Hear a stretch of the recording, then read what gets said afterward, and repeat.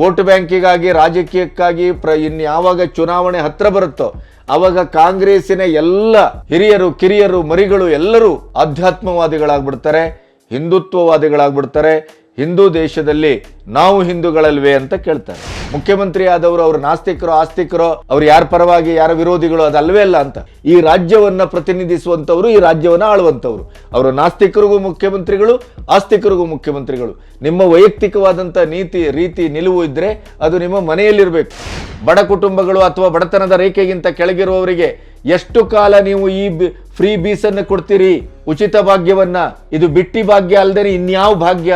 ದೌರ್ಭಾಗ್ಯ ಕರ್ನಾಟಕದ್ದು. ಪೆನ್ಷನ್ ನಿಲ್ಸಿದ್ದೀರಿ, ಅರ್ಚಕರ ಸಂಬಳ ನಿಲ್ಸಿದ್ದೀರಿ. ಅಲ್ಲಿ ನೋಡಿದ್ರೆ SSLC ಮಕ್ಕಳಿಂದ ಮಧು ಬಂಗಾರಪ್ಪನವರ ಇಲಾಖೆ, ಶಿಕ್ಷಣ ಇಲಾಖೆ 50 ರೂಪಾಯಿಯನ್ನು ವಸೂಲು ಮಾಡ್ತಾ ಇದ್ದೀರಲ್ರಿ, ನಾಚಿಕೆ ಆಗಬೇಕು. ಒಂದು ಬಹುಸಂಖ್ಯಾತ ಸಮಾಜವನ್ನ ಈ ರೀತಿಯಲ್ಲಿ ಸಾಮೂಹಿಕವಾಗಿ ಅವಮಾನ ಮಾಡೋದಿದೆಯಲ್ಲ, ಇದಕ್ಕೆ ಏನು ಹೇಳಬೇಕು ಅಂತಲೇ ಅರ್ಥ ಆಗುದಿಲ್ಲ. ಅದು ಈ ದೇಶದಲ್ಲಿ ಮಾತ್ರ ಸಾಧ್ಯ, ಅದು ಕಾಂಗ್ರೆಸ್ಸಿಗರಿಂದ ಮಾತ್ರ ಸಾಧ್ಯ, ಎಡಪಂಥೀಯರಿಂದ ಮಾತ್ರ ಸಾಧ್ಯ, ಬುದ್ಧಿಜೀವಿಗಳಿಂದ ಮಾತ್ರ ಸಾಧ್ಯ.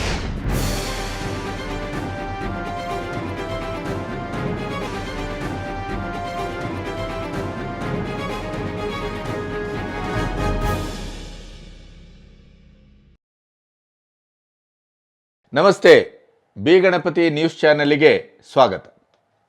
ಕಾಂಗ್ರೆಸ್ಸಿನ ಸಿದ್ದರಾಮಯ್ಯನವರಿಂದ ಹಿಡಿದು DKC ಅವರಿಂದ ಹಿಡಿದು ಶಿಕ್ಷಣ ಸಚಿವ ಮಧು ಬಂಗಾರಪ್ಪನವರೆಗೆ ಎಲ್ಲರೂ ಪತ್ರಕರ್ತರ ಮೇಲೆ ಒಂದಿಲ್ಲ ಒಂದು ಕಾರಣಕ್ಕಾಗಿ ಎರಗಿ ಒಂದು ರೀತಿಯಲ್ಲಿ ಅಸಹನೆಯನ್ನು, ಒಂದು ರೀತಿಯಲ್ಲಿ ಅವರ ಮಾನಸಿಕವಾಗಿ ಅವರ ಅಸ್ಥಿರ ಒಂದು ಸ್ಥಿತಿಯನ್ನು ತೋರ್ಪಡಿಸಿದ್ದಾರೆ. ನೀವ್ಯಾಕೆ ರಾಜಕೀಯ ಮಾಡ್ತೀರಿ? ಕೇಳಬೇಕಾದ್ದನ್ನು ಸರಿ ಕೇಳಿ, ವಿರೋಧ ಪಕ್ಷದವರ ಹಾಗೆ ನಡ್ಕೊಳ್ತೀರಿ? ಈ ಥರದ ಒಂದು ಹರಿಹಾಯುವಿಕೆಯನ್ನು ಕಂಡಾಗ ಎಲ್ಲೋ ಒಂದು ಕಡೆ ಖರ್ಗೆಯವರು ನಿನ್ನೆ ಲೋಕಸಭೆಯಲ್ಲಿ 400 ಸೀಟನ್ನು ಗೆಲ್ತೀರಿ ಅನ್ನುವಂಥ ಮಾತನಾಡಿದಂಥ ಒಂದು ಅಪಭ್ರಂಶ, ಅದರ ಜೊತೆಗೆ ಜಾರ್ಖಂಡ್ ಬೈದ್ಯನಾಥ ಜ್ಯೋತಿರ್ಲಿಂಗಕ್ಕೆ ರುದ್ರಾಭಿಷೇಕ ನೆರವೇರಿಸಿದಂಥ ರಾಹುಲ್ ಗಾಂಧಿ ತನ್ನ ನ್ಯಾಯಯಾತ್ರೆಯಲ್ಲಿ ದೇಗುಲವನ್ನು ಪ್ರವೇಶಿಸಿ ಹೊರಗೆ ಬಂದಾಗ ನೆರೆದಂಥ ಇಡೀ ಜನಸ್ತೋಮ ಅಥವಾ ಜನಸ್ತೋಮವನ್ನು ಅವರೇ ಕಾಂಗ್ರೆಸ್ಸಿಗರು ಬಸ್ಸುಗಳಲ್ಲಿ ತಂದು ಬಹುಶಃ ಬಿಟ್ಟಿರಬೇಕು. ಕಾಂಗ್ರೆಸ್ಸಿಗಿನ ನ್ಯಾಯಯಾತ್ರೆಯಲ್ಲಿ ಮೋದಿ ಮೋದಿ ಮೋದಿ ಅನ್ನುವಂಥ ಇಡೀ ಜಯಘೋಷ ಅವರನ್ನು ಮುಜುಗರ ಉಂಟು ಮಾಡುವ ಹಾಗೆ ಮಾಡಿದೆ. ರಾಮಲಲ್ಲಾನ ಇಡೀ ಪ್ರತಿಷ್ಠಾಪನೆಯ ನಂತರದ ದಿನಗಳಲ್ಲಿ ಭಾರತದ ಒಟ್ಟು ಭಾವನಾತ್ಮಕವಾದಂಥ ಒಂದು ನೆಲೆಗಟ್ಟೇನಿದೆ, ಆ ಅಲೆ ಏನಿದೆ, ಅದು ಕಾಂಗ್ರೆಸ್ಸಿಗರನ್ನು ವಿಚಲಿತಗೊಳಿಸಿದೆ. ಇಡೀ ಇಂಡಿಕೂಟ ಛಿದ್ರಗೊಂಡಿದೆ. ಅದರ ಜೊತೆಗೆ ಪ್ರಶಾಂತ್ ಕಿಶೋರ್ನಂಥ ರಾಜಕೀಯ ರಣತಂತ್ರವನ್ನು ರೂಪಿಸುವ, ಖಚಿತವಾದಂಥ ಭವಿಷ್ಯವನ್ನು ರಾಜಕೀಯವಾಗಿ ನುಡಿಯುವ ವ್ಯಕ್ತಿ ಮೋದಿಯವರೇ ಇನ್ನು ಮುಂದಿನ 30 ವರ್ಷಗಳ ಕಾಲ ಅಂದರೆ BJP ಅಧಿಕಾರದಲ್ಲಿ ಮುಂದುವರಿತದೆ ಅನ್ನುವಂಥ ಮಾತನಾಡಿದ್ದಾರೆ. ಇಡೀ ಸ್ವತಂತ್ರ ಭಾರತದ 75 ವರ್ಷದಲ್ಲಿ ಒಬ್ಬ ಪ್ರಧಾನಿಯ ಸುತ್ತ ಇಷ್ಟು ಬಲವಾದಂಥ ಒಂದು ಅಧಿಕಾರದ ಕೇಂದ್ರೀಕರಣ, ಧ್ರುವೀಕರಣ ಆದದ್ದನ್ನು ನಾವು ನೋಡಲಿಕ್ಕೆ ಸಾಧ್ಯ ಇಲ್ಲ. ಇದು ಅತ್ಯಂತ ಒಂದು ವಿಶೇಷವಾದಂಥ ಒಂದು ದಾಖಲೆ ಅನ್ನೋದನ್ನು ಪ್ರಶಾಂತ್ ಕಿಶೋರ್ ಹೇಳಿದ್ದಾರೆ. 24ರ ಚುನಾವಣೆಯ ಬಹುತೇಕವಾದಂಥ ಫಲಿತಾಂಶ ಏಕಪಕ್ಷೀಯವಾಗಿ BJPಯತ್ತ ವಾಲಿದ್ದನ್ನು ಗಮನಿಸಿದ್ದೇವೆ. ಇಂಥ ಸಂದರ್ಭದಲ್ಲಿ ಮೊದಲ ಬಾರಿಗೆ ನಾವು ಗಮನಿಸ್ತಾ ಇರುವ ಹಾಗೆ ಸ್ವತಃ ಸಿದ್ದರಾಮಯ್ಯನವರಿಂದ ಪ್ರತಿಯೊಬ್ಬ ಸಚಿವರು, ಉಪಮುಖ್ಯಮಂತ್ರಿಗಳು ಇತ್ಯಾದಿಗಳು ಪತ್ರಕರ್ತರ ಮೇಲೂ ಹರಿಹಾಯುವಂಥ ಒಂದು ಸನ್ನಿವೇಶ ನಿರ್ಮಾಣ ಆಗಿದೆ ಅಂತಂದರೆ ಅವರು ಮಾನಸಿಕವಾಗಿ ಎಷ್ಟು ವಿಚಲಿತಗೊಂಡಿದ್ದಾರೆ, ಇದು ಬಹಳ ಮೂಲಭೂತವಾದಂಥ ಪ್ರಶ್ನೆ. ಅದರ ಮಧ್ಯೆ ಅತ್ಯಂತ ಭಾವಪೂರ್ಣವಾಗಿ ಒಂದು ಅಭಿನಂದಿಸುವಂಥ ಒಂದು ದಿನ ಇವತ್ತು ನಮ್ಮ ಎದುರು ನಿಂತಿದೆ ಅಂತ ನಾನು ಭಾವಿಸ್ತೇನೆ. ರಥಯಾತ್ರೆಯ ಮೂಲಕ ಇಡೀ ಭಾರತೀಯರ ಒಂದು ಹೃದಯದಲ್ಲಿ ರಾಮಲಲ್ಲಾನನ್ನು ಪ್ರತಿಷ್ಠಾಪಿಸಿದ ಮತ್ತು ಬಹುಸಂಖ್ಯಾತ ಹಿಂದೂ ಸಮಾಜದಲ್ಲಿ ಒಂದು ಉತ್ಕರ್ಷವನ್ನು ಹೊಮ್ಮಿಸಿದ BJPಯ ಭೀಷ್ಮ LK ಅಡ್ವಾಣಿ ಅವರಿಗೆ ಭಾರತದ ಸರ್ವೋಚ್ಚ ಪ್ರಶಸ್ತಿಯಾದಂಥ ಗೌರವವಾದಂಥ ಭಾರತ ರತ್ನವನ್ನು ಘೋಷಿಸಲಾಗಿದೆ. ಕೊನೆಗೂ ಎಲ್ಲೋ ಒಂದು ಕಡೆ ಕೆಲವು ವಿಡಿಯೋಗಳನ್ನು ಮತ್ತು ಸಂದರ್ಭವನ್ನು ಎದುರಿಟ್ಟು ಅಡ್ವಾಣಿಯವರಿಗೆ ಗುರುವಿಗೆ ತಿರುಮಂತ್ರ ಹಾಕಿದರೆ ಶಿಷ್ಯ ಮೋದಿ ಅಂತ ಏನು ಮಾಧ್ಯಮಗಳಲ್ಲಿ ಬಿಂಬಿಸಲಾಗ್ತಾ ಇತ್ತು. ಅಡ್ವಾಣಿಯವರಿಗೆ ರಾಮ ಮಂದಿರದ ಪ್ರತಿಷ್ಠಾಪನೆಗೆ ಆಹ್ವಾನವನ್ನು ಕೊಡಲಿಲ್ಲ ಅನ್ನುವಂಥ ಒಂದು ವಿವಾದವನ್ನು ಆರಂಭದ ಹಂತದಲ್ಲಿ ಹುಟ್ಟುಹಾಕಲಾಗಿತ್ತು.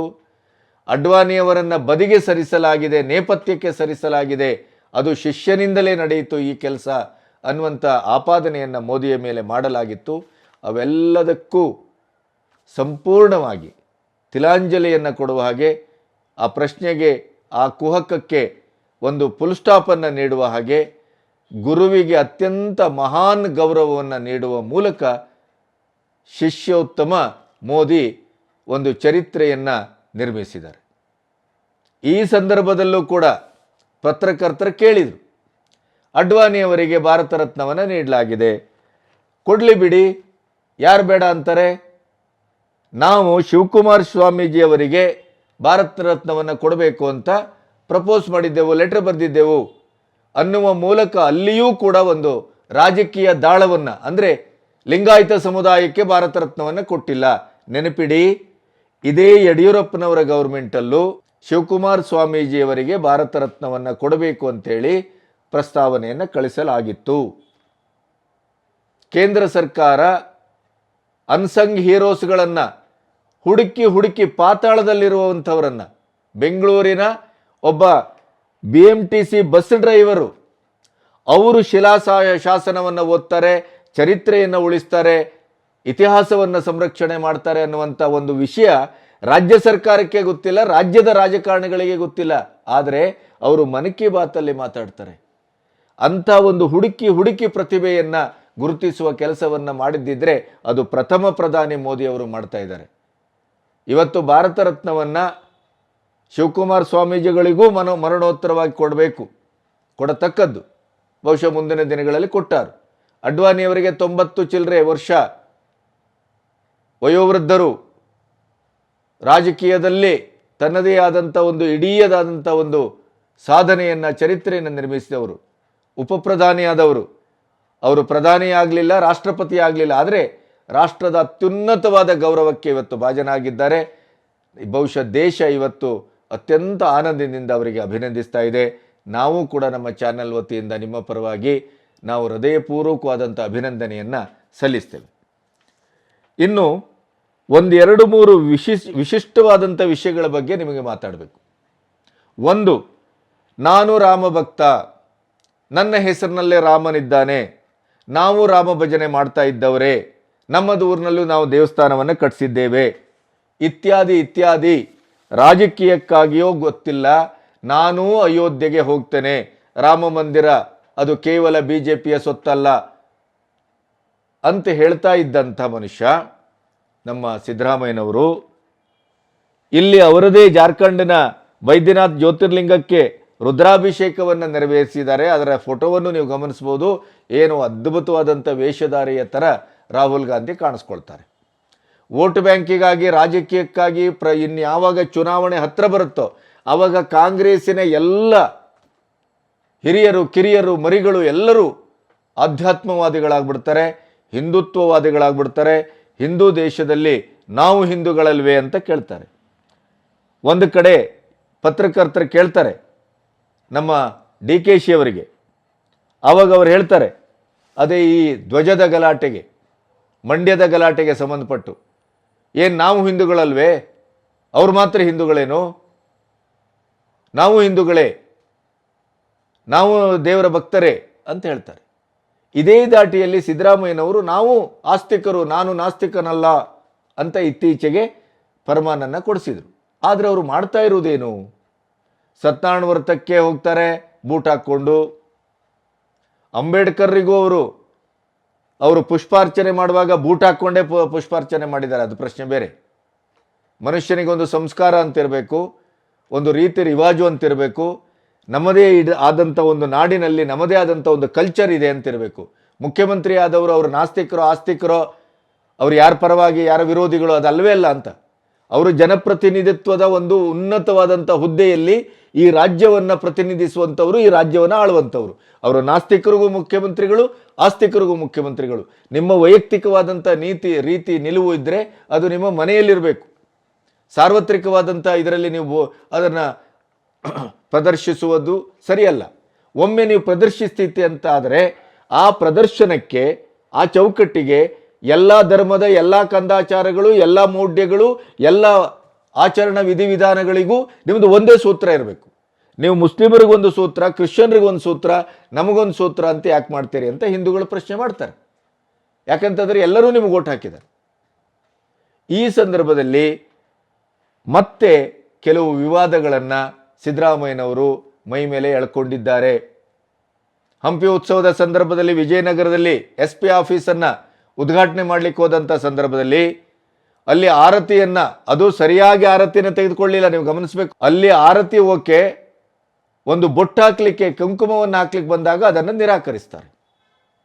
ಆಮೇಲೆ ಇನ್ನೊಂದು ಕಡೆ ಪತ್ರಕರ್ತರಿಗೆ ಕೇಳ್ತಾರೆ, ನೀವ್ಯಾಕ್ರಿ ರಾಜಕೀಯ ಮಾಡ್ತೀರಿ, ನೀವ್ಯಾಕ್ರಿ ವಿರೋಧ ಪಕ್ಷದವ್ರ ಥರ ವರ್ತಿಸ್ತೀರಿ, ನಮ್ಮ ಬಿಟ್ಟಿ ಭಾಗ್ಯ ಅಂತ ಬರೀತೀರಿ, ಬಿಟ್ಟಿ ಭಾಗ್ಯ ಅಂತ ಹೇಗೆ ಬರೀತೀರಿ, ಅದನ್ನು ನಿಮಗೆ ಯಾರು ಕೊಟ್ಟರು ಆ ಅಧಿಕಾರನ? ಅವರ ಆದಾಯದಿಂದ ಅವರು ಬದುಕಲಿಕ್ಕಾಗೋದಿಲ್ಲ, ಆದ್ದರಿಂದ ಅವರಿಗೆ ನಾವು 4,000 ರಿಂದ 5,000 ರೂಪಾಯಿನ ಒಂದು ತಿಂಗಳಿಗೆ ಬಡ ಕುಟುಂಬಕ್ಕೆ ಅನುವು ಮಾಡಿ ಕೊಡ್ತಾ ಇದ್ದೇವೆ. ಅದನ್ನು ನೀವು ಬಿಟ್ಟಿ ಭಾಗ್ಯ ಅಂತ ಕರಿತೀರಿ. ವಿರೋಧ ಪಕ್ಷದವರ ಥರ ನೀವು ನಮ್ಮನ್ನು ಪ್ರಶ್ನೆ ಮಾಡ್ತೀರಿ. ಎಷ್ಟು ಕಾಲ ಈ ಥರ ರಾಜಕೀಯವನ್ನು ಮಾಡ್ತಾ ಮುಂದುವರಿತೀರಿ, ನಿಮಗೆ ಯಾಕೆ ರಾಜಕೀಯ ಅಂತ ಕೇಳ್ತಾರೆ. ಆಮೇಲೆ ನಾವು ಗ್ಯಾರಂಟಿಗಳು ಮಾಡಿದ್ರೆ ಅನ್ನಭಾಗ್ಯ, ಕ್ಷೀರಭಾಗ್ಯ, ಕೃಷಿ ಭಾಗ್ಯ, ಪಶು ಭಾಗ್ಯ, ಆಮೇಲೆ ಶಕ್ತಿ ಯೋಜನೆ, ಗೃಹ ಜ್ಯೋತಿ, ಗೃಹ ಲಕ್ಷ್ಮಿ, ಇವೆಲ್ಲ ಮಾಡಿದ್ರೆ ಎಲ್ಲ ಬಿಟ್ಟಿ ಯೋಜನೆಗಳು ಅಂತ ಯಾರೋ ಹೇಳಿದ್ರು ನೀವು ಬರೆದು ಬಿಡೋದು ಅಂತ. ಬಿಟ್ಟಿ ಯೋಜನೆಗಳು, ಬಿಟ್ಟಿ ಯೋಜನೆಗಳು, ಬಿಟ್ಟಿ ಗ್ಯಾರಂಟಿಗಳು. ಅವು ಬಿಟ್ಟಿನ ವ್ಯಕ್ತಿಗೆ ಆರ್ಥಿಕವಾಗಿ ಸಾಮಾಜಿಕವಾಗಿ ಶಕ್ತಿ ತುಂಬುತ್ತದ ಇಲ್ವಾ ಅಂತ ಯೋಚನೆ ಮಾಡಬೇಕಾ ಬೇಡ?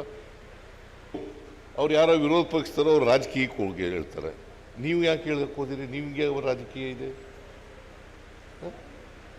ಪತ್ರಿಕೆಯವರಿಗೆ ಅವ್ರ ರಾಜಕೀಯ. ಅಪ್ರಯೋಜಕ ಇದ್ರೆ ಅಪ್ರಯೋಜಕ ಅಂತ ಬರೀರಿ. ನೀವು ಮಾಡುವ ಎಲ್ಲ ಆಟಗಳನ್ನೂ ನೋಡಿಕೊಂಡು ಮೂಕ ಪರೀಕ್ಷಕರ ಹಾಗೆ ತಲೆ ಬಗ್ಗಿಸ್ಕೊಂಡು ಕುರಿಗಳ ಹಾಗೆ ಬರೀಬೇಕಾ? ನಾವು ಮಾತಾಡಬೇಕಾ? ಪ್ರಶ್ನೆ ಮಾಡಬಾರ್ದಾ? ಬೊಕ್ಕಸ ಬರಿದಾಗ್ತಾ ಇರೋದ್ರ ಬಗ್ಗೆ ಪ್ರಶ್ನೆ ಮಾಡಬಾರ್ದೇನು?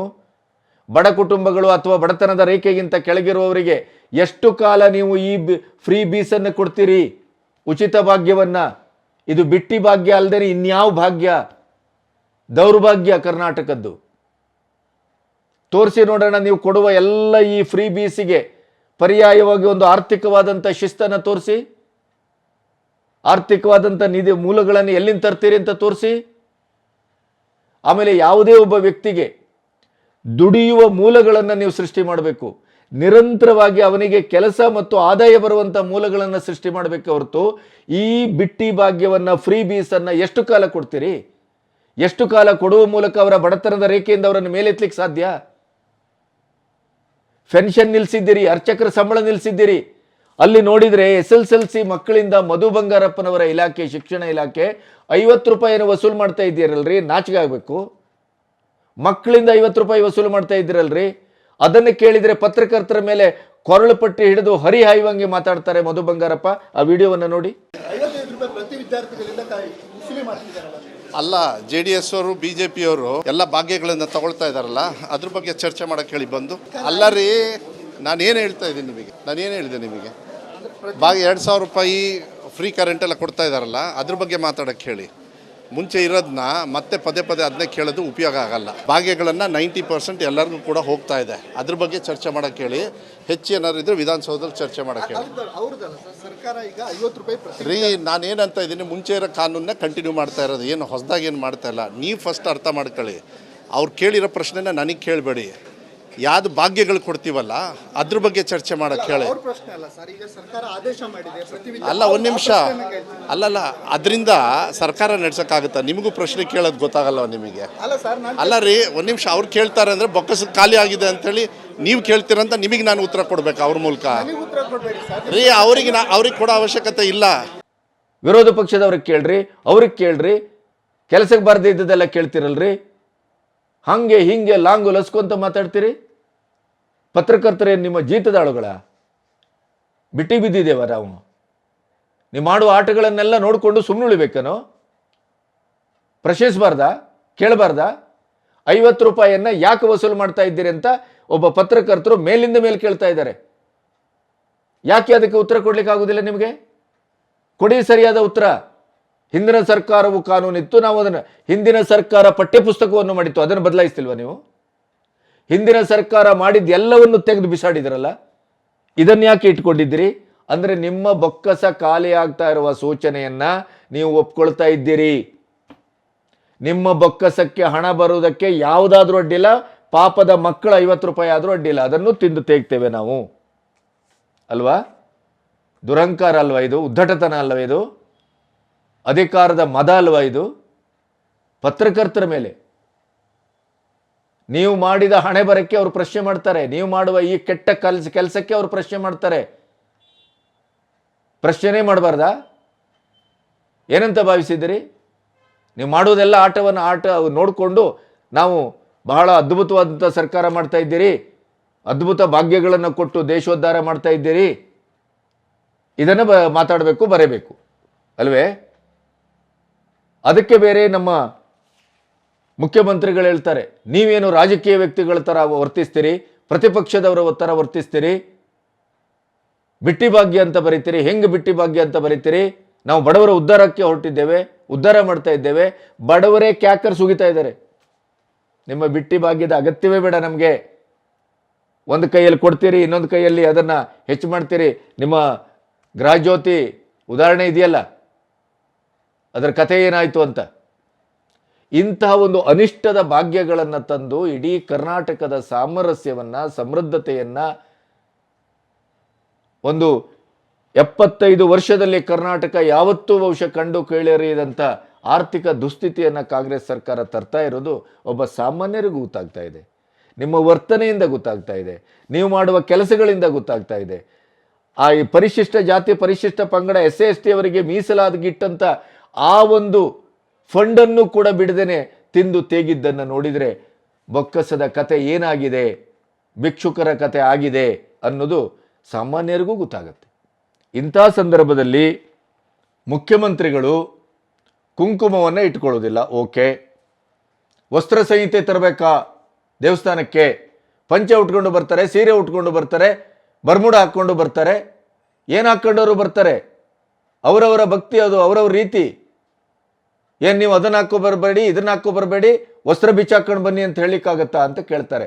ವಿಡಿಯೋದಲ್ಲಿ ನೋಡಿ ಎಂಥ ಉಡಾಫೆಯ ಉತ್ತರ ಅಂತ. ದೇವಸ್ಥಾನಗಳಿಗೆ ನಾವೇನು ಇಲ್ಲ ಅಂತೇಳಿ ಯಾವುದು ತೀರ್ಮಾನ ಮಾಡಿಲ್ಲ. ನಾನು ಕೂಡ ನಿಮ್ಮ ಅಭಿಪ್ರಾಯನೇ ಓದಿರ್ತಕ್ಕಂಥವ್ರು. ಅದಕ್ಕೆ ಇದ್ದಿದೆ ಡ್ರೆಸ್ ಹಾಕೊಂಡು ಹೋಗ್ಬೇಕು, ಅದ್ರ ನಂಬಿಕೆ ಇಲ್ಲ. ಶರ್ಟ್ ಹಾಕೊಂಡಿರೋ ಶರ್ಟ್ ಹಾಕಬಹುದು, ಪ್ಯಾಂಟ್ ಹಾಕೊಂಡಿರ್ಬೋದು, ಪ್ಯಾಂಟ್ ಹಾಕೋಬಹುದು, ಸೀರೆ ಉಟ್ಬೋದು, ಸೀರೆ ಉಟ್ಕೊಂಡಿರ್ಬೋದು, ಅಥವಾ ಇನ್ನೊಂದು ಹಾಕೊಂಡು ಹೋಗ್ಬೋದು. ಇವ್ರು ಇದ್ದಿದ್ದೆ ಡ್ರೆಸ್ ಹಾಕೊಂಡು ಬರ್ರಿ ಅಥವಾ ಬಟ್ಟೆ ಬಿಚ್ಚಾಕೊಂಡು ಬರ್ರಿ ಅಂತ ಹೇಳೋದು. ಅಂದ್ರೆ ಕನಿಷ್ಠ ಮಟ್ಟದ ಒಂದು ಸಾಂಸ್ಕೃತಿಕ ಶಿಸ್ತನ್ನು ಅರಿವಿಲ್ಲದೆ ಇದ್ದ ಹಾಗೆ ಮಾತಾಡ್ತಾರೆ ಒಬ್ಬ ಮುಖ್ಯಮಂತ್ರಿ ಅಂತ ಆದರೆ ಏನು ಹೇಳೋಣ ಇದಕ್ಕೆ? ಇನ್ನೊಂದು ವೇದಿಕೆಯಲ್ಲಿ ಹೇಳ್ತಾರೆ, ಏನು ಪುನರ್ಜನ್ಮ ಇದೆಯೇನೋ, ಹಿಂದಿನ ಜನ್ಮ ಇದೆಯೇನೋ, ಮುಂದಿನ ಜನ್ಮ ಇದೆಯೇನೋ? ಯಾವ ಜನ್ಮವೂ ಇಲ್ಲ, ಇದು ಒಂದೇ ಜನ್ಮ. ಕಂದಾಚಾರ, ಮೌಲ್ಯಗಳು, ಕರ್ಮ ಸಿದ್ಧಾಂತ ಇವನ್ನೆಲ್ಲ ನಂಬಬೇಡಿ, ಇದನ್ನೆಲ್ಲ ತಿರಸ್ಕಾರ ಮಾಡಿ ಅಂತಾರೆ. ಕರ್ಮ ಸಿದ್ಧಾಂತ ಈ ದೇಶದ ಮೂಲಭೂತವಾದಂಥ ಸಿದ್ಧಾಂತ. ಏನಾಗಬೇಕು ಈಗ ಅದಕ್ಕೆ? ಕರ್ಮ ಸಿದ್ಧಾಂತ ಅನ್ನೋದು ಒಂದು ಮೂಢನಂಬಿಕೆಯೇನು? ಕರ್ಮ ಸಿದ್ಧಾಂತ ಜಾತೀಯತೆಗೆ ಮೂಲವೇನು? ಕರ್ಮ ಸಿದ್ಧಾಂತದ ಒಟ್ಟು ವ್ಯಾಖ್ಯಾನ ಏನು? ಕರ್ಮ ಸಿದ್ಧಾಂತದ ಇಡೀದಾದಂಥ ಒಂದು ಅದರ ಪದ್ಧತಿಯ ಒಳಗೆ ಇರುವಂಥ ಸಾಮಾಜಿಕವಾದಂಥ ಒಂದು ಸೈದ್ಧಾಂತಿಕವಾದಂಥ ನೆಲೆಗಟ್ಟಿದೆಯಲ್ಲ, ಅದನ್ನು ಸರಿಯಾದ ರೀತಿಯಲ್ಲಿ ನೋಡುವವರು ಯಾರು? ಮೂಢನಂಬಿಕೆ ಯಾವುದು? ಮೂಢನಂಬಿಕೆ ನೀವು ನಾನು ರಾಮಭಕ್ತ ಅಂದ್ರಿ, ಅದು ಯಾವ ನಂಬಿಕೆ? ನಾನು ಹಿಂದೂ ಅಂದ್ರಿ, ಅದು ಯಾವ ನಂಬಿಕೆ? ನಾನು ಶ್ರದ್ಧಾಭಕ್ತಿ ಇದ್ದವನು ಅಂದ್ರಿ, ಅದು ಯಾವ ನಂಬಿಕೆ? ದೇವಸ್ಥಾನಕ್ಕೆ ಯಾರು ಹೋಗಿ ಅಂತಂದ್ರು ನಿಮಗೆ? ಅಥವಾ ಆರತಿಯನ್ನು ಯಾರು ತೆಗೆದುಕೊಳ್ಳಿ ಅಂತಂದ್ರು? ನೀವು ತೆಗೆದುಕೊಳ್ತೀರಿ ಅಂತ ಆದರೆ ಅದಕ್ಕೆ ಅದರದೇ ಆದಂಥ ಒಂದು ಸಾಂಸ್ಕೃತಿಕ ಶಿಸ್ತಿದೆ, ಅದರದೇ ಆದಂಥ ರೀತಿ ರಿವಾಜು ಅಂತಿದೆ. ನೀವು ಆ ರೀತಿಯಲ್ಲಿ ತೆಗೆದುಕೊಳ್ಳೋದಾದರೆ ತೆಗೆದುಕೊಳ್ಬೇಕು, ಇಲ್ಲದೇ ತೆಗೆದುಕೊಳ್ಬೇಡಿ. ಆಯಿತು, ನೀವು ನಾಸ್ತಿಕರಲ್ಲ ಆಸ್ತಿಕರು ಅಂತ ಹೇಳ್ತೀರಿ, ಆಯಿತು, ನಿಮಗೆ ಇಂಥ ಪ್ರಕ್ರಿಯೆಗಳಲ್ಲಿ ನಂಬಿಕೆಗಳಿಲ್ಲ, ಯಾವುದನ್ನು ನಂಬ್ತೀರಿ ಯಾವುದನ್ನು ಬಿಡ್ತೀರಿ. ಹಾಗಂತ ನೀವು ಹೇಳುವುದೆಲ್ಲವನ್ನೂ ಒಪ್ಪಿಕೋಬೇಕೇನು? ದೇವಸ್ಥಾನಕ್ಕೆ ಬರ್ಮುಡ ಚಡ್ಡಿ ಹಾಕೊಂಡೋದ್ರೆ ಬಿಡಬೇಕಾ? ದೇವಸ್ಥಾನದಲ್ಲಿ ಅವರಿಗೆ ಬಟ್ಟೆಯನ್ನು ತೆಗೆಬೇಕು ಅಂತ ಒಂದು ಶಿಸ್ತನ್ನು ಮಾಡ್ಕೊಂಡಿದ್ದಾರೆ ಅಂತ ಆದರೆ ಆ ದೇವಸ್ಥಾನದ ಶಿಸ್ತದು, ಅದನ್ನು ಉಲ್ಲಂಘಿಸಬೇಕಾ? ಅದನ್ನು ತಿರಸ್ಕರಿಸಬೇಕಾ? ಏನು ಮಾಡಬೇಕು? ದೇವಸ್ಥಾನಕ್ಕೆ ಒಂದು ಸಾಂಸ್ಕೃತಿಕ ಶಿಸ್ತು ಬೇಡವಾ? ಭಯಭಕ್ತಿಗೆ ಅದರದೇ ಆದಂಥ ಒಂದು ಬೌಂಡ್ರಿ ಅಂತ ಬೇಡವಾ? ನೀವು ಅದೇ ಹೇಳ್ತೀರಿ, ಬುರ್ಕವನ್ನು ಹಾಕ್ಕೊಬನ್ನಿ, ಸೀರೆಯನ್ನು ಉಟ್ಕೊಬನ್ನಿ, ಪಂಚೆಯನ್ನು ಉಟ್ಕೊಬನ್ನಿ, ಏನು ಬೇಕಾದರೂ ಉಟ್ಕೊಬನ್ನಿ, ನಿಮ್ಮ ವಸ್ತ್ರಗಳನ್ನು ನೀವು ಹಾಕ್ಕೊಬರ್ಲಿಕ್ಕೆ ಏನು ತೊಂದರೆ ಇಲ್ಲ, ಹಿಜಾಬನ್ನು ಒಂದು ಧರಿಸುವುದನ್ನು ನಾವು ನಿಷೇಧಿಸಿದ್ದನ್ನು ನಾವು ತೆಗಿತೇವೆ ಅಂತ ನಂಜನಗೂಡಲ್ಲಿ ಹೂಂಕರಿಸಿದ್ರಿ. ನೆಕ್ಸ್ಟ್ ಡೇನೇ ಅದಕ್ಕೆ ವಿರೋಧ ಬಂದ ತಕ್ಷಣ ತೆಪ್ಪಗಾದ್ರಿ. ಆದರೆ ಪರೀಕ್ಷೆಗೆ ಬಂದು ಕೂತ್ಕೊಳ್ಳುವಂಥ ಹೆಣ್ಣು ಮಗಳದು ಕರಿಮಣಿ ತೆಗೆಸಿದ್ರಿ, ಕಾಲುಂಗುರ ತೆಗೆಸಿದ್ರಿ, ಬೊಟ್ಟನ್ನು ತೆಗೆಸಿದ್ರಿ. ಯಾಕೆ? ಬುರ್ಕಾ ಹಾಕೋದು ಓಕೆ, ತಿಲಕ, ಕರಿಮಣಿ, ಕಾಲುಂಗರ ಇವೆಲ್ಲ ನಾಟ್ ಓಕೆನಾ? ಹೇಗೆ ಇದು? ಯಾಕೆ ಈ ಭೇದ ಭಾವ? ಇಲ್ಲಿ ಹೇಳ್ತಿರಲ್ಲ ನೀವು, ದೇವಸ್ಥಾನಕ್ಕೆ ವಸ್ತ್ರ ಸಂಹಿತೆ ಬೇಕಾ ಅಂತ, ಆಮೇಲೆ ಕಂದಾಚಾರವನ್ನು ಬಿಡಿ ಅಂತೀರಿ, ಕುಂಕುಮವನ್ನು ಇಡ್ಲಿಕ್ಕೆ ಬಂದರೆ ಅದನ್ನು ನಿರಾಕರಿಸ್ತೀರಿ. ಯಾರಾದರೂ ಕೇಸರಿ ಶಾಲನ್ನು ಒಂದು ಮುಂಡಾಸನ್ನು ಸುತ್ತಲಿಕ್ಕೆ ಅಥವಾ ನಿಮಗೊಂದು ಗೌರವಿಸಲಿಕ್ಕೆ ಬಂದರೆ ಅದನ್ನು ಹೀನಾಯವಾಗಿ ತೆಗೆದು ಒಗಿತೀರಿ. ಆಯಿತು, ಓಕೆ, ಅದು ನಿಮ್ಮ ಸ್ವಭಾವ, ನಿಮ್ಮ ವೈಯಕ್ತಿಕವಾದಂಥ ಒಂದು ರೀತಿ, ನೀತಿ, ನಂಬಿಕೆ, ನಿಲುವು. ಆದರೆ ಒಬ್ಬ ಮುಖ್ಯಮಂತ್ರಿಯಾಗಿ ಮಸೀದಿಗೆ ಹೋದಾಗ ಏನು ಮಾಡ್ತಿದ್ದೀರಿ? ಅವರು ಏನೋ ಆ ಮಧ್ಯಪ್ರಾಚ್ಯದ ಯಾವುದೋ ಒಂದು ಮುಸ್ಲಿಂ ದೊರೆ ಹಾಕುವಂಥ ಡ್ರೆಸ್ಸು, ನಿಮಗೆ ಅದು ಯಾವ ರೀತಿ ಕಾಣುತ್ತೆ ಅನ್ನೋದು ನೀವೇ ಕನ್ನಡಿಯಲ್ಲಿ ನೋಡ್ಕೋಬೇಕು. ಮತ್ತು ಅದನ್ನು ಧರಿಸುವಾಗ ಎಷ್ಟು ಸಮಸ್ಯೆ ಅದು. ತಲೆಗೊಂದು ಬಟ್ಟೆ, ಅದರ ಮೇಲೊಂದು ರಿಂಗು, ಅದು ಇದು ಮಣ್ಣು ಮಸಿ ಎಲ್ಲ, ಗೌನು ಗಿವ್ನು ಎಲ್ಲ, ಅದೆಲ್ಲವನ್ನು ಹಾಕ್ಕೊಂಡು ಭಾಳ ನಗುತ್ತಾ ಜೀವನದ ಒಂದು ಅದ್ಭುತವಾದಂಥ ಕ್ಷಣ ಇದು, ನನ್ನ ಭಾಗ್ಯ ಇದು, ಪುಣ್ಯ ಇದು ಅನ್ನುವ ರೀತಿಯಲ್ಲಿ ಪೋಸ್ ಕೊಡ್ತೀರಿ. ಅವರ ಟೊಪ್ಪಿಗಳನ್ನು ಹಾಕ್ಕೊಳ್ತೀರಿ, ಶಾಲನ್ನು ಹಾಕ್ಕೊಳ್ತೀರಿ, ಇದು ಕಣ್ಣಿಗೆ ಕಾಡಿಗೆಯನ್ನು ಬೇಕಾದ್ರೂ ಹಾಕ್ಕೊಳ್ತೀರಿ, ಎಲ್ಲವನ್ನು ಹಾಕ್ಕೊಳ್ತೀರಿ. ಚರ್ಚ್ಗೆ ಹೋದರೂ ಅದೇ ಥರ ವರ್ತಿಸ್ತೀರಿ. ನಿಮಗೆ ಅಲ್ಲಿ ಓಕೆ, ಇಲ್ಲಿ ಯಾಕೆ ನಾಟ್ ಓಕೆ? ಹಿಂದೂ ಧರ್ಮದ ಈ ದೇವಸ್ಥಾನಗಳು, ಪೂಜೆ ಪುನಸ್ಕಾರಗಳು, ಆರಾಧನಾ ಸಂಸ್ಕೃತಿ ನಿಮಗೆ ಏನು ಪಾಪ ಮಾಡಿದೆ?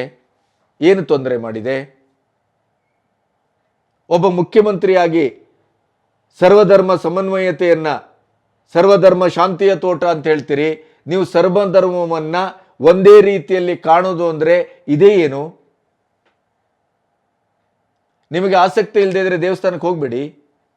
ದೇವಸ್ಥಾನಕ್ಕೆ ಹೋಗಿ ಅಂತ ಹೇಳಿದವ್ರು ಯಾರು? ಹೋಗಿ ಅಲ್ಲಿ ಮೊನ್ನೆ ಹೆಬ್ಬಾಗಿಲಲ್ಲಿ ನಿಂತು ಒಳಗೆ ಬನ್ನಿ ಅಂತ ದೇವರಿಗೆ ದರ್ಶನಕ್ಕೆ ಬನ್ನಿ ಅಂತಂದರೆ ಹೋಗದೇನೆ ನೀವು ಹೋಗಿ ಅಂತ ಪಕ್ಕದಲ್ಲಿದ್ದಂಥ ನಿಮ್ಮ ಸಹೋದ್ಯೋಗಿಯನ್ನು ಕಳಿಸಿದ್ರಲ್ಲ. ಯಾಕೆ ಈ ಅವಮಾನ ಮಾಡ್ತೀರಿ? ಯಾಕೆ ಹಿಂದೂ ಧರ್ಮವನ್ನು ಕಂಡೆಯಲ್ಲಿ ತುಚ್ಛವಾಗಿ ನೀಚವಾಗಿ ಕಾಣುವ ಮೂಲಕ ಹಿಂದೂಗಳನ್ನು ತುಚ್ಛೀಕರಣ ಮಾಡ್ತೀರಿ, ಅವಮಾನ ಮಾಡ್ತೀರಿ? ಅಲ್ಲಿ ಅಲ್ಪಸಂಖ್ಯಾತ ಮುಸ್ಲಿಂ ಬಂಧುಗಳ ಪ್ರತಿ ಹಬ್ಬಕ್ಕೆ ಹೋಗ್ತೀರಿ, ತಿಂದು ತೇಗ್ತೀರಿ, ನಿಮ್ಮ ಇಡೀ ಪಟಾಲಮ್ಮೆ ಹೋಗ್ತದೆ. ಜಮೀರ್ ಅಹಮದ್ ಖಾನ್ ಅದಕ್ಕೆ ನೇತೃತ್ವ. ಅವಳು ಇಡೀ ಮುಸ್ಲಿಮರ ಡ್ರೆಸ್ಸನ್ನು ಹಾಕ್ಕೊಂಡು ಕೂತ್ಕೊಳ್ತೀರಿ. ಅವರು ಏನು ಮಾಡಿದರೂ ಅದನ್ನು ಮಾಡಿಸ್ಕೊಳ್ತೀರಿ. ಅಲ್ಲಿ ಬೇರೆ ನಗು, ಖುಷಿ, ಸಂಭ್ರಮ. ಅದೇ ಇಲ್ಲಿ ಬಂದಾಗ ನಿಮಗೆ ಯಾಕೆ? ಅದೇ ಹಿಂದೂಗಳ ಓಟ್ ಎಲ್ಲಾದರೂ ಜಾರ್ತದೆ ಅಂತ ಗೊತ್ತಾದಾಗ ನಿಮ್ಮ ರಾಹುಲ್ ಗಾಂಧಿ ಮಾಡಿದ ಹಾಗೇನೆ ಜನವಾರನ್ನು ಹಾಕ್ಕೊಳ್ತೀರಿ, ನಾನು ಬ್ರಾಹ್ಮಣ ಅಂತ ಅಲ್ಲಿ ಬರೀತೀರಿ, ಹಿಂದೂ ಅಂತ ಬರೀತೀರಿ, ಇಟಲಿಯ ಪೌರತ್ವವು ಬೇಕು, ಇಲ್ಲಿ ಪೌರತ್ವವು ಬೇಕು, ಇಟಲಿಯಲ್ಲಿ ಒಂದು ಹೆಸರು, ಇಲ್ಲೊಂದು ಹೆಸರು. ನಿಮ್ಮದು ಅದೇ ಕತೆ. ರಾಮನೂ ಬೇಕು, ರಾಮ ಮಂದಿರವೂ ಬೇಕು, ಹಿಂದುತ್ವವೂ ಬೇಕು, ಹಿಂದೂಗಳು ಬೇಕು, ನಾನು ಹಿಂದೂ, ನಾನು ರಾಮ, ನಾನು ಭಕ್ತ, ಇದೆಲ್ಲ ಹೇಳಲಿಕ್ಕಾಗತ್ತೆ. ಆದರೆ ಹಿಂದೂಗಳ ದೇವಸ್ಥಾನಕ್ಕೆ ಪೂಜೆ ಪುನಸ್ಕಾರ, ಆರತಿ ತಟ್ಟೆ, ಅಥವಾ ಅವರೊಂದು ನಿಮಗೊಂದು ಕೇಸರಿ ಶಾಲನ್ನು ಹಾಕಿ ನಿಮ್ಮನ್ನು ಸನ್ಮಾನಿಸಬೇಕು ಅಂತ ಬಂದಂಥ ಒಬ್ಬ ವ್ಯಕ್ತಿಗಳಿಗೆ, ಸಂಸ್ಥೆಗಳಿಗೆ ಕಂಡಲ್ಲಿ ಅವಮಾನ ಮಾಡ್ತಿರಲ್ಲ, ಇದ್ರ ಉದ್ದೇಶ ಏನು? ಈ ಬಗೆಯ ನೀತಿ ಯಾಕೆ? ಈ ಹಿಂದೂ ವಿರೋಧಿಯಾಗಿ ನೀವು ಯಾಕೆ ವರ್ತಿಸ್ತೀರಿ? ಒಂದು ಕಡೆ ನಾನು ಹಿಂದೂ ಅಂತೀರಿ, ಒಂದು ಕಡೆ ಭಕ್ತ ಅಂತೀರಿ, ಒಂದು ಕಡೆ ನಾನು ರಾಮ ಅಂತೀರಿ, ನನ್ನ ಹೆಸರಲ್ಲೇ ರಾಮ ಇದೆ ಅಂತೀರಿ, ನಾವು ಪೂಜೆ ಮಾಡ್ತೇವೆ, ನಾವು ಭಜನೆ ಮಾಡ್ತೇವೆ ಅಂತೀರಿ. ಆದರೆ ಸಾರ್ವಜನಿಕ ವರ್ತನೆಯಲ್ಲಿ ಸ್ಪಷ್ಟವಾಗಿ ಹಿಂದೂಗಳ ದಮನ ಮಾಡ್ತಾ ಇದ್ದೀರಿ, ಅವರ ಭಾವನೆಯನ್ನು ಮೆಟ್ಟುತ್ತಾ ಇದ್ದೀರಿ, ಅವರನ್ನು ಅವಮಾನಗೊಳಿಸ್ತಾ ಇದ್ದೀರಿ, ಆ ಇಡೀ ಪೂಜೆ ಪುನಸ್ಕಾರವನ್ನು ತಿರಸ್ಕಾರ ಮಾಡ್ತಿದ್ದೀರಿ. ಪುನರ್ಜನ್ಮದ ಇಡೀ ಸೈದ್ಧಾಂತಿಕ ಒಂದು ವ್ಯವಸ್ಥೆಯೇ ಈ ದೇಶದಲ್ಲಿದೆ. ಜನ್ಮಾಂತರಕ್ಕೆ ವೆಸ್ಟಿನಲ್ಲಿ ಪುನರ್ಜನ್ಮ ಸಿದ್ಧಾಂತದ ಬಗ್ಗೆ, ಅದರ ಸತ್ಯಾಸತ್ಯತೆ ಬಗ್ಗೆ ದ ಸೋಲ್ಸ್ ಜರ್ನಿ ಅಂತ ಒಂದು ಅದ್ಭುತವಾದ ಪುಸ್ತಕ ಬಂದಿದೆ. ಅಂತ 100 ಪುಸ್ತಕಗಳು ಬಂದಿದ್ದಾವೆ. ತರಂಗಕ್ಕಾಗಿ ನಾನು 3 ವರ್ಷ ಪುನರ್ಜನ್ಮದ ಸಿದ್ಧಾಂತದ ಮೇಲೆ, ರೀಇನ್ಕಾರ್ನೇಷನ್ ಬಗ್ಗೆ ಅಧ್ಯಯನ ಮಾಡಿ ಸೀರೀಸನ್ನು ಮಾಡಿದ್ದೇನೆ. ಪುನರ್ಜನ್ಮದ ಸಿದ್ಧಾಂತದ ಬಗ್ಗೆ ದಾಖಲಾರ್ಹವಾದಂಥ ಪುಸ್ತಕಗಳು ಬಂದಿದ್ದಾವೆ.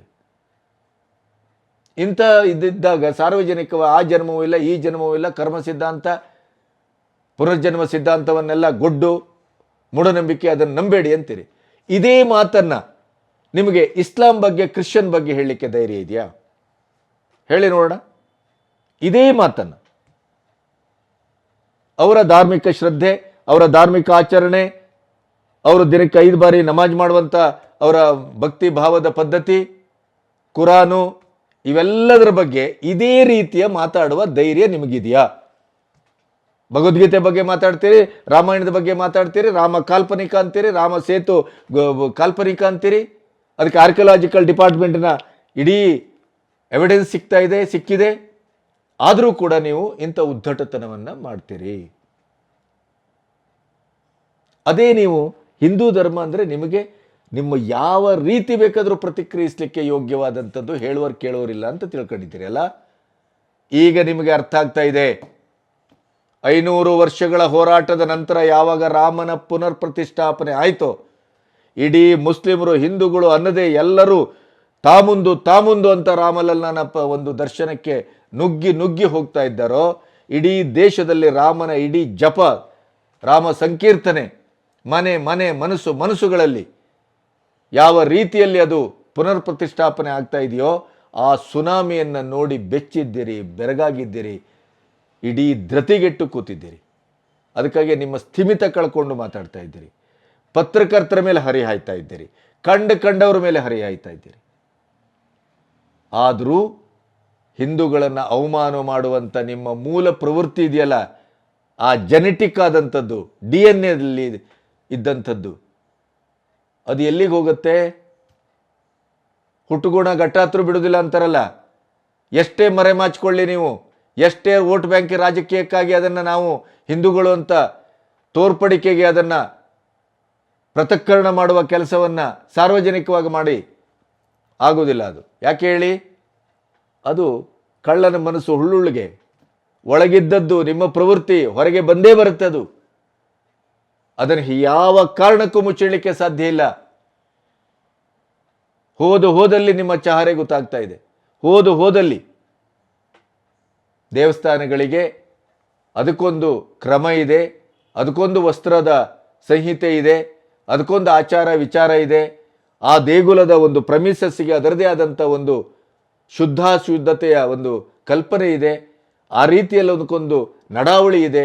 ಇದ್ಯಾವುದನ್ನು ಅರ್ಥ ಮಾಡಿಕೊಳ್ಳದೇನೆ ಎಲ್ಲದಕ್ಕೂ ನಿಮ್ಮದೇ ಆದಂಥ ದಾಟಿಯಲ್ಲಿ ಅದನ್ನು ಕರ್ಬ್ ಮಾಡುವ, ಅದನ್ನು ಹೊಲಸು ಗಬ್ಬೆಬ್ಬಿಸುವ, ನಮ್ಮ ಹಿಂದೂ ಸಂಸ್ಕೃತಿಯನ್ನು ಅವಮಾನ ಮಾಡುವ ತುಚ್ಛೀಕರಣ ಮಾಡುವ, ಹೊಲಸಾಗಿ ಕಾಣುವ ಈ ನಿಮ್ಮ ಪ್ರವೃತ್ತಿಗೆ ಏನು ಹೇಳಬೇಕು ಹೇಳಿ?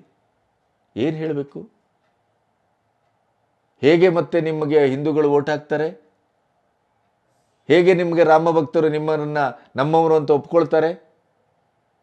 ಇಂಥ ಒಂದು ಕ್ಷುದ್ರತೆ, ಈ ಥರದ ಒಂದು ಸಾಮಾಜಿಕವಾಗಿ ಹಿಂದೂಗಳನ್ನು ಅವಮಾನ ಮಾಡುವಂಥ ಪ್ರವೃತ್ತಿ ನಿರಂತರವಾಗಿ ಕಾಂಗ್ರೆಸ್ ಮಾಡ್ಕೊಬಂದಿದೆ.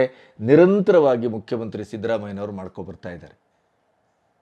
ಒಂದು ಕಡೆ ಭಕ್ತ ಅಂತೀರಿ, ಇನ್ನೊಂದು ಕಡೆ ಸಂಪೂರ್ಣವಾಗಿ ಹಿಂದೂ ಧರ್ಮವನ್ನು ಅವಮಾನಿಸ್ತಾ ಹೊರಡ್ತಾ ಇದ್ದೀರಿ.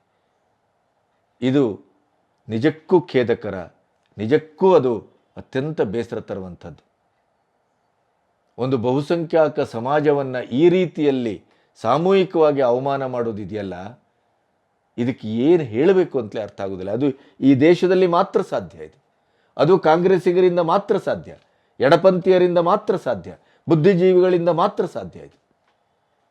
ಆದರೆ ಕಾಲಧರ್ಮ ಅಂತ ಒಂದಿದೆಯಲ್ಲ, ಅದು ನಿಮ್ಮನ್ನು ಕ್ಷಮಿಸುವುದಿಲ್ಲ. ನಿಮ್ಮದೇ ಪ್ರತಿಪಕ್ಷದ ಇದೇ ಖರ್ಗೆಯವರು, AICC ಅಧ್ಯಕ್ಷರು, ಅವ್ರಿಗೆ ಗೊತ್ತಿದ್ದೋ ಗೊತ್ತಿಲ್ಲದೆಯೋ 400 ಸೀಟು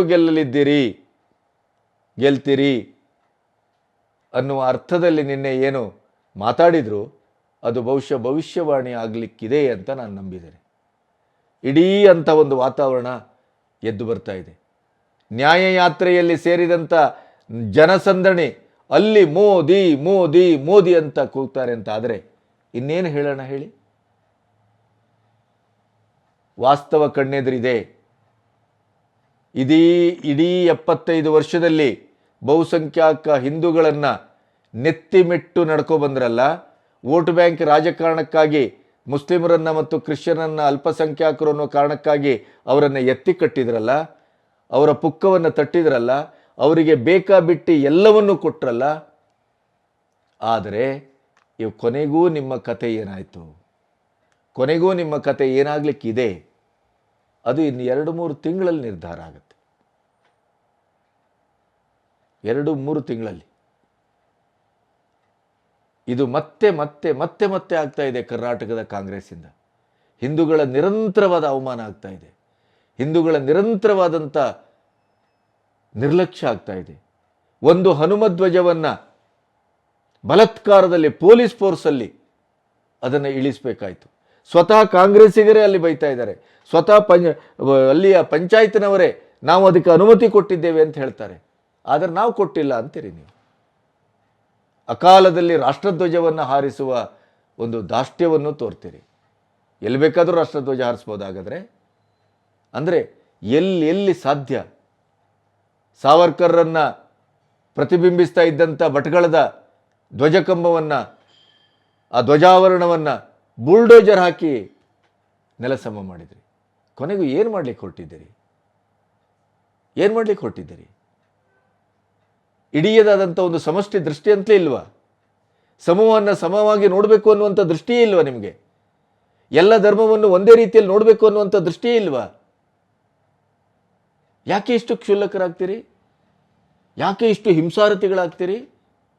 ಯಾಕೆ ಒಂದು ಬಹುಸಂಖ್ಯಾತ ಒಂದು ಧಾರ್ಮಿಕ ಪ್ರಜ್ಞೆಯನ್ನು, ಧರ್ಮಶ್ರದ್ಧೆಯನ್ನು, ಭಕ್ತಿಯನ್ನು, ಭಾವವನ್ನು ಇಷ್ಟು ಕೀಳಾಗಿ ಕಾಲಡಿಗೆ ಹಾಕಿ ತುಳಿತೀರಿ, ಅವಮಾನ ಮಾಡ್ತೀರಿ?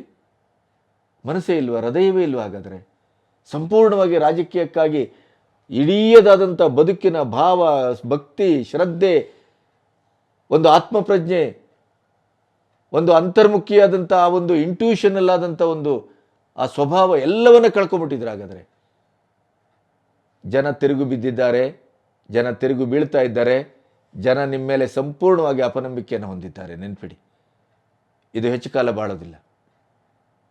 ಜನರ ನಂಬಿಕೆಯನ್ನು ಈ ರೀತಿಯಲ್ಲಿ ಕೆದಕುವ, ಬೆದಕುವ, ಅದನ್ನು ಕ್ಷುದ್ರವಾಗಿ ಮೆಟ್ಟುವ, ಅವಮಾನಿಸುವ, ಮತ್ತೆ ಅದನ್ನು ವ್ಯಂಗ್ಯವಾಗಿ ಕಾಣುವ, ಸಭೆಯಲ್ಲಿ ಮಾತಾಡ್ತಾ ಅದನ್ನು ಸಂಭ್ರಮಿಸುವ ಈ ನಿಮ್ಮ ಗುಣ ಸ್ವಭಾವ ಇದೆಯಲ್ಲ, ಈ ನಿಮ್ಮ ವೋಟ್ ಬ್ಯಾಂಕಿಗಾಗಿ ಒಂದು ಧರ್ಮವನ್ನು, ಒಂದು ಧಾರ್ಮಿಕತೆಯನ್ನು, ಅಲ್ಪಸಂಖ್ಯಾತರನ್ನು ಓಲೈಸುವ ನಿಮ್ಮ ಈ ಓಲೈಕೆ ನಿಮಗೆ ಅದು ಖಂಡಿತವಾಗಿಯೂ ಶಾಪವಾಗಿ ತಡ್ತದೆ. ಅದರ ಬಗ್ಗೆ ನೋ ಡೌಟ್ ಎಟ್ ಆಲ್. ಅತ್ಯಂತ ನೋವಿನಿಂದ ಈ ಮಾತನಾಡಬೇಕಾಗಿದೆ. ನಮಸ್ತೆ.